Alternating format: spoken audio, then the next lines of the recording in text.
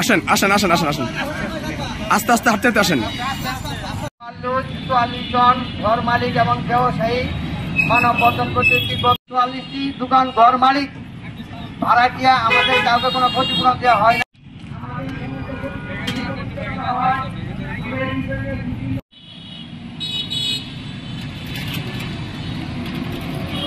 ব্যবসা বাণিজ্য করে চলে আসছি। অতীব দুঃখের বিষয়, বিগত সকল আওয়ামী লীগের সন্ত্রাসীদের মাধ্যমে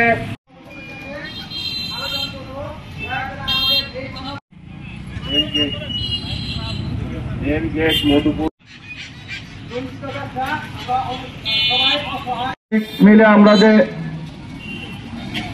ক্ষতিগ্রস্ত হয়েছি এর প্রতিকার হিসেবে আমাদেরকে উপযুক্ত ক্ষতিপূরণের ব্যবস্থা রেখে সকলের সাথে যে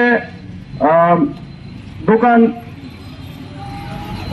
মালিক হিসেবে দোকানের ক্ষতিপূরণ দেওয়া হয়েছে তার বৈষম্যে আমাদের রেখেছে। সেই বৈষম্য থেকে আমাদের বের করে এনে উপযুক্ত ব্যবস্থা নেওয়ার জন্য আমরা ডিসি মহোদয়ের কাছে জোরালো অনুরোধ জানাচ্ছি। রয়েছি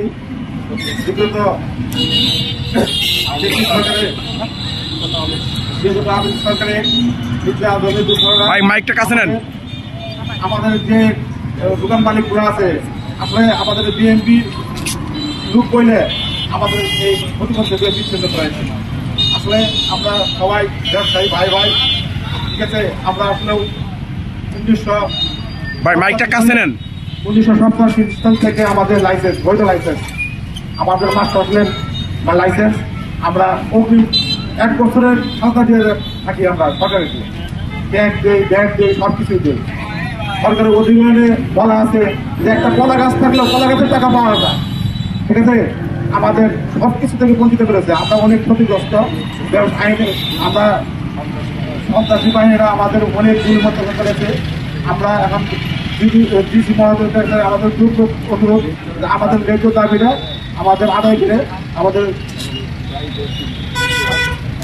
করা হয়েছে যে আমাদেরকে অবৈধভাবে যে উচ্ছেদ করা হয়েছে। মির্জা আজম এককভাবে আমাদের গ্রেপ্তারে ব্যবসায়ীকে কোনো ক্ষতিপূরণ না দিয়ে একজন যদি অবৈধভাবে যে উচ্ছেদ করছে আমরা কোনো কিছু পাইনি। সবাই অধিক গ্রেপ্তারে সব ব্যবসায়ী ক্ষতিপূরণ পেয়েছে। যেভাবে ক্ষতিপূরণ লস অফ বিজনেসের সবাই ক্ষতিপূরণ পায়, আমরা পাইনি। কারণ আমাদেরকে এদের বলে যে আমাদেরকে অধিগ্রহণ করা হয়নি। তাহলে অধিগ্রহণ যদি না করা হয় তাহলে কেন আমাদেরকে জোর করে তুলে দেওয়া উচ্ছেদ করা হলো? তাহলে আমরা যদি আমাদেরকে অধিগ্রহণ না হয় তাহলে আমরা আগামীতে আন্দোলন করে আমরা রাস্তাতে আমরা বলবো। আমাদের যদি অধিগ্রহণ না হয় তাহলে কিভাবে রাস্তা হয়?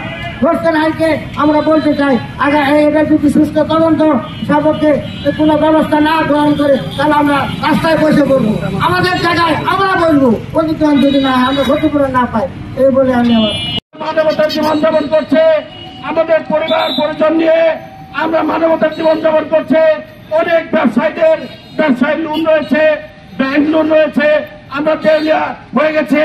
আমাদেরকে অনেক বাড়ি করে আপনার নিলাম নোটিশ পর্যন্ত দেওয়া হয়েছে। বন্ধুরা আমার, আমাদের দাবি হলো অতি বিলম্বে আমাদের ক্ষতিপূরণ, আমাদের ব্যবসায়ী ক্ষতিপূরণ, স্থাপনার ক্ষতিপূরণ এবং ডেকোরেশন সহ যে অপশনগুলো রয়েছে।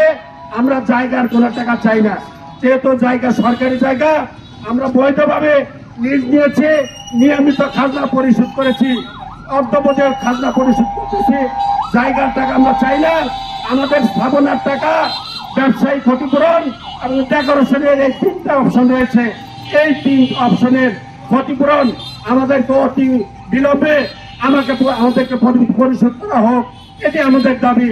মাননীয় জেলা প্রশাসক বরাবর আমাদেরকে এই টাকা, আমাদের অনেক ঋণ রয়েছে, অনেক ব্যাংক ঋণ রয়েছে, এগুলো পরিশোধ করতে হবে, তাহলে আমাদেরকে জেল খাটতে হবে। বন্ধুরা আমার,